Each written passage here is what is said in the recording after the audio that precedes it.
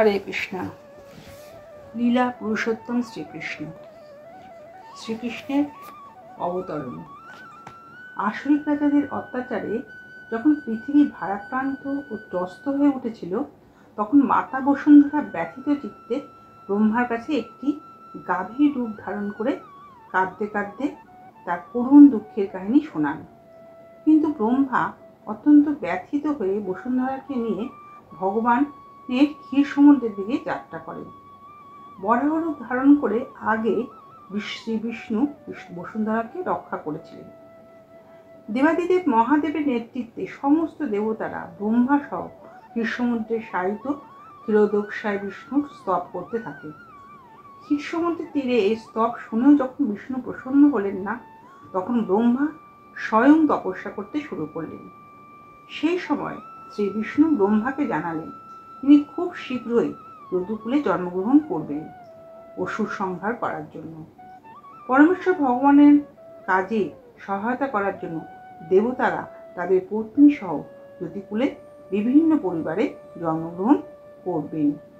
ব্রহ্মা এই বার্তা দেবতাদের ও মাতা বসুন্ধরাকে জানিয়ে আশ্বস্ত করে তার নিজের ধামে ফিরে গেলেন। সেই সময় যদুবংশের নেতা সুরসেন মথুরা ও সুরসেন প্রদেশে রাজত্ব করছিলেন। রাজা সুরসেন রাজত্বের ফলে মথুরা সমস্ত যদুবংশীয় রাজাদের রাজধানীতে পরিণত হয়েছিল। যদুবংশীয় রাজারা ছিলেন অত্যন্ত ধর্মপরায়ণ এবং তারা জানতেন যে দ্বারকার মতো মথুরা হচ্ছে ভগবান শ্রীকৃষ্ণের নিত্যধাম। সেই জন্য যদুবংশীয় রাজারা মথুরায় তাদের রাজধানী স্থাপন করেছিলেন। একসময় সুরসেনের পুত্র বসুদেব দেবকীর কন্যা দেবকীকে বিবাহ করে তার নববিবাহিতা পত্নীকে নিয়ে রথে চড়ে প্রাসাদে ফিরছিলেন। সেই সময় উগ্রসেনের পুত্র কংস তার ভগ্নী দেবকীকে প্রসন্ন করার মানসে বসুদেবের রথের সারথি হয়ে সে রথ চালিয়ে নিয়ে যাচ্ছিল। বৈদিক পদ্ধতি অনুসারে কন্যার বিবাহের পর তার ভাই তাকে শ্বশুরালয়ে পৌঁছে দিয়ে আসে, যাতে ভগ্নী নিঃসঙ্গ বোধ না করে। দেবকীর পিতা দেবক তার অতি আদরের কন্যার বিবাহে অতুল ঐশ্বর্য দান করেছিলেন। তিনি সুবর্ণ অলঙ্কারে ভূষিত 400 হাতি, 15,000 সুসজ্জিত অশ্ব, 1800 রথ দান করেছিলেন। তিনি তার কন্যাকে 200 সুন্দরী দাস্য দান করেছিলেন। ভারতের ক্ষত্রিয় বংশে এখনো এই প্রথা প্রচলিত রয়েছে। নববিবাহিতা বধূর সঙ্গে তার সখীরাও তার শ্বশুরালয়ে গমন করেন। তাদের দাসী বলা হয়, কিন্তু প্রকৃতপক্ষে তারা হচ্ছেন রাজকন্যার সহচরী। বরবধূ যখন রথে করে যাচ্ছিলেন, তখন সেই শুভলগ্ন ঘোষণা করে নানা রকম বাদ্য বাজছিল। শঙ্খ, বেণু, মৃদঙ্গ, ভেরি শব্দে এক অপূর্ব শব্দ তরঙ্গের সৃষ্টি হচ্ছিল।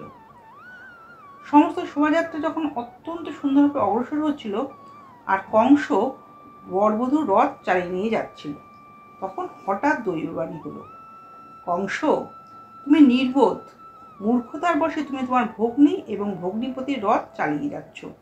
তুমি জানো না যে এই ভগ্নীর অষ্টম গর্ভের সন্তান তোমার মৃত্যুর কারণ হবে। ভোজবংশীয় রাজা উগ্রসেনের পুত্র কংস ছিল অত্যন্ত আসরিক ভাবাপন্ন। এই আকাশবাণী শোনা মাত্র কংস এক হাতে তার ভগ্নীর কেশ আকর্ষণ করে, অন্য হাতে তার অসি কোষমুক্ত করে তাকে হত্যা করতে উদ্যত হলো। কংসের এই দুর্ব্যবহারে বসুদেব অত্যন্ত আশ্চর্য হলেন এবং তার নির্দয় ও নির্লজ্জ শ্যালককে শান্ত করার জন্য অত্যন্ত যুক্তিপূর্ণভাবে তিনি বলতে লাগলেন যে, প্রিয় কংস, তুমি হচ্ছ ভোজবংশের সবচেয়ে যশস্বী রাজা। তোমাকে লোকে সর্বশ্রেষ্ঠ যোদ্ধা এবং মহা তেজস্বী রাজা বলে জানে। সেই তুমি কিভাবে এত রেগে গিয়ে তোমার সদ্য বিবাহিত বোনকে সংহার করতে উদ্যত হয়েছ? তুমি কেন এভাবে মৃত্যু ভয়ভীত হচ্ছ? তোমার যখন জন্ম হয়েছে তার সঙ্গে সঙ্গে তোমার মৃত্যু জন্ম হয়েছে। সেই দিন থেকে তোমার মৃত্যু হতে শুরু করেছে। তোমার বয়স যদি এখন 25 বছর হয়, তার অর্থ হচ্ছে ইতিমধ্যেই তোমার 25 বছরের মৃত্যু হয়েছে। প্রতি মুহূর্তে প্রতি ক্ষণে তোমার মৃত্যু হচ্ছে। তাহলে মৃত্যুতে তোমার এত ভয় কেন? মৃত্যু তো অবশ্যম্ভাবী। তোমার মৃত্যু আজই হতে পারে অথবা 100 বছর পরেও হতে পারে, কিন্তু মৃত্যুর হাত থেকে তুমি কোনোদিনও নিস্তার পাবে না। তাহলে মৃত্যুকে এত ভয় পাচ্ছ কেন? প্রকৃতপক্ষে মৃত্যুর অর্থ হচ্ছে বর্তমান শরীরের বিনাশ। যেই মুহূর্তে শরীরের ক্রিয়াকলাপ বন্ধ হয়ে যায় এবং তা প্রকৃতির 5টি উপাদানের সঙ্গে মিশে যায়, জীবাত্মা তখন একটা শরীর ধারণ করে, অন্য দেহ ধারণ করে নিজের কর্ম অনুসারে। এই শরীর প্রকৃতপক্ষে স্বপ্নের মতো সৃষ্ট অনেক শরীরের মধ্যে একটা শরীর। স্বপ্ন অবস্থায় আমরা আমাদের মনে মনে কত রকম শরীর সৃষ্টি করি। আমরা সোনা দেখেছি, আমরা পাহাড়ও দেখেছি। এই স্বপ্নে এই দুটি ধারণাকে একত্রিত করে আমরা সোনার পাহাড় দেখি। কখনো আমরা স্বপ্ন দেখি যে আমাদের শরীর আকাশে উঠছে, তখন আমরা আমাদের বর্তমান শরীরের কথা সম্পূর্ণভাবে ভুলে যাই। এইভাবে নিরন্তর আমাদের শরীরের পরিবর্তন হয়। তুমি যখন একটা শরীর প্রাপ্ত হও, তখন তুমি পূর্ববর্তী শরীরের কথা সম্পূর্ণভাবে ভুলে যাও। স্বপ্নে আমরা কত রকম নতুন নতুন শরীরের সঙ্গে সম্বন্ধ স্থাপন করি, কিন্তু জেগে উঠলেই তাদের কথা আর আমাদের মনে থাকে না। প্রকৃতপক্ষে এই সমস্ত জড়জাগতিক শরীর আমাদের মানসিক ক্রিয়ার সৃষ্টি, কিন্তু বর্তমানে আমরা পূর্ববর্তী শরীরের কথা স্মরণ করতে পারি না। মন চঞ্চল এবং সে কিছু গ্রহণ করে আর তারপরে সেটা ত্যাগ করে। এইভাবে প্রকৃতির নিয়মে অতএব এই প্রকৃতির নিয়মে কি হচ্ছে, তার শরীরের অনুসারে জীবাত্মা সুখ ভোগ করে এবং দুঃখ ভোগ করে। এটাই প্রকৃতির নিয়মের দান। তার শরীর অনুসারে জীবাত্মার সুখ আর দুঃখ ভোগ করার জন্য এই সংসারে জন্মগ্রহণ করে। যতক্ষণ না আমরা শরীর প্রাপ্ত হই, ততক্ষণ আমরা আমাদের পূর্বজন্মের কর্ম ভোগ করতে পারি না। আর এই শরীর আমরা পেয়ে থাকি আমাদের মৃত্যুকালীন চিন্তা অনুসারে। এইভাবে বসুদেব কংসের কাছে নানা রকমভাবে বোঝাতে লাগলেন যে এই শরীর আজ আছে কাল নেই। এই শরীরটাই আমাদের আসল নয়, আমাদের আত্মা যেটা সেটাই আসল। সেটাই হচ্ছে এই দেহের পরিবর্তনের ফলে আত্মা একটা দেহ ছেড়ে আর একটা দিয়ে যায়। সেজন্য তুমি কেন এত এই মৃত্যুর জন্য ভয় পাচ্ছ? বসুদেব কংসের কাছে প্রার্থনা করলেন যেন তার নববিবাহিতা ভগ্নীর প্রতি, বোনের প্রতি সে হিংসাপরায়ণ না হয়। কারণ হিংসাপরায়ণ হওয়া উচিত নয়। এই হিংসা হচ্ছে ইহলোক আর পরলোকের ভয়ের কারণ। যে তুমি তো ছোট ভাই আর বোনকে পিতার মতো রক্ষা করা বড় ভাইয়ের ধর্ম, তুমি সেইভাবে সেই ছোট বোনকে তুমি হত্যা করতে চাইছো কেন? তাহলে তোমার যশের হানি হবে। বসুদেব নানা রকম সুন্দর উপদেশ, দার্শনিক বিচারের দ্বারা কংসকে শান্ত করার চেষ্টা করলেন, কিন্তু কংস অসুরী প্রবৃত্তি হওয়ার ফলে কিছুতেই সেগুলোতে বুঝতে, সদপ্রসে গ্রহণ করতে চাইল না। সেই জন্য সে কিছুতেই বুঝতে চাইল না। যখন বসুদেব দেখলেন যে কংসকে কোনোভাবেই শান্ত করা যাচ্ছে না, তখন তিনি দেবকীকে সেই আসন্ন মৃত্যুর হাত থেকে রক্ষা করার জন্য চিন্তা করতে লাগলেন। তিনি আবার ভাবলেন যে যদি এখন ভগবান যদি ভবিষ্যতে কোনো সন্তান দেন এবং সেই সন্তানের হাতে যদি কংসের মৃত্যু হয়, তাহলে দেবকী আর আমার সন্তান এই উভয় অবশ্যই রক্ষা পাবে। কারণ ভগবানের বিধান অবশ্যম্ভাবী, কিন্তু যেভাবেই হোক আমাকে দেবকীর প্রাণ রক্ষা করতে হবে। এইভাবে সে অনেক চিন্তা করতে লাগলেন এবং চিন্তা করতে করতে সে ভাবলেন যে কিভাবে কংস হাত থেকে দেবকীকে রক্ষা করা যায়। এই মনে করে তিনি বললেন যে দেখো কংস, তুমি বিবেচনা করে দেখো, তোমার বোনের থেকে তোমার কোনো বিপদ আশঙ্কা করার কোনো কারণ নেই। তুমি আকাশবাণী শুনে বিপদের আশঙ্কা করছো, কিন্তু যেই বিপদ আসবে তোমার ভগ্নীর পুত্রের থেকে, যার এখনো জন্মই হয়নি। কে জানে, হয়তো ভবিষ্যতে তার কোনো সন্তানই হবে না। এই সমস্ত বিবেচনা করে দেখো, তাহলে দেখবে যে তুমি এখন নিরাপদ, আর তোমার ভগ্নীর কাছ থেকে কোনো বিপদ আশঙ্কা করার কোনো কারণ নেই। আর যদি কোনো পুত্র সন্তান হয়, তাহলে আমি প্রতিজ্ঞা করছি আমি তোমার হাতে তাদের অর্পণ করব। শেষ পর্যন্ত বসুদেব কংসকে এই প্রতিশ্রুতি দিলেন যে যদি তাদের কোনো সন্তান হয়, তাহলে সেই সন্তানকে সে কংসের হাতে তুলে দেবেন। কিন্তু এখন সে দেবকীকে যেন নিষ্কৃতি দেন। বসুদেবের এই কথাটা শুনে কংস ভাবলেন যে হ্যাঁ, সেটা তো ঠিক কথা, আমার তোমার বোনের কাছ থেকে কোনো ইয়ে নেই, তার সন্তানের কাছ থেকে।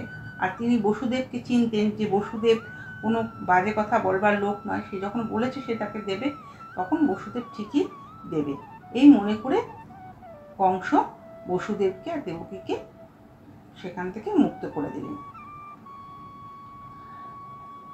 বসুদেবের ব্যবহারে কংস অত্যন্ত প্রসন্ন হলো, কিন্তু ভাবলো যে যেহেতু এ তো আসরিক প্রবৃত্তি, তার সে চেঞ্জও হতে পারে, পরিবর্তনও হয়ে যেতে পারে তার মতে। এইভাবে তারা ওখান থেকে চলে এলো। এবারে বসুদেবের এক পুত্র হলো, তখন সেই পুত্রকে নিয়ে সেই প্রতিশ্রুতি রক্ষার জন্য সে পুত্রকে নিয়ে সে কংসের কাছে গেল। কংস তখন এরকম একটা বসুদেবের আচরণ দেখলো যে তার নিজের সন্তানকে সে প্রতিশ্রুতি রক্ষার জন্য সদ্যজাত সন্তানকে নিয়ে এসেছে তার কাছে দিতে, হত্যা করার জন্য। তখন কংসের মনে একটু পরিবর্তন হলো। সে বলল যে দেখো বসুদেব, এই পুত্রকে নিয়ে আমার তো কোনো লাভ নেই, কেন দবিবাণীতে আমি শুনেছি যে তোমার অষ্টম পুত্র আমাকে সংহার করবে, সুতরাং অনর্থক কেন আমি তোমার এই পুত্রটির প্রতি নিষ্ঠুর আচরণ করব, তুমি একে নিয়ে যেতে পারো। বসুদেব তখন প্রথম সন্তানকে বাড়ি ফিরে এলেন, কিন্তু তার মনে মনে সে জানতেন যে এই অসুর আর এই কংসের চরিত্র ছিল সম্পূর্ণ অসংযত, তাই সুতরাং যখন তখন সে তার কথা পরিবর্তন করতে পারে। সেই সময় কি করলো, যখন সেই সন্তানকে ফিরিয়ে দিল, সে সময় নারদ মুনি আসলেন কংসের কাছে। তিনি জানতেন যে কংস দয়া পরবশ হয়ে প্রথম সন্তানটিকে বসুদেবকে ফিরিয়ে দিয়েছে। তিনি বললেন যে শ্রীকৃষ্ণ যত তাড়াতাড়ি সম্ভব অবতরণ করবেন সেই আয়োজন করতে নারদ মুনি অত্যন্ত উৎকণ্ঠিত ছিলেন। তাই তিনি কংসকে বললেন, নন্দ মহারাজ সহ বৃন্দাবনের সমস্ত গোপকুমার এবং কুমারীরা ও বসুদেব, তার পিতা সুরসেন সহ সমস্ত যদুবংশীয় এবং বিষ্ণুবংশীয় মহাত্মারা ভগবানের অবতরণের অপেক্ষা করছেন। যারা আগে সবাই এসে গেছেন, এসে অপেক্ষা করছেন যে ভগবান আসবেন। যদুবংশীয় বিষ্ণুবংশীয় মহাত্মারা সবাই এসে গেছেন। এই সংবাদটা নারদ কংসকে দিল।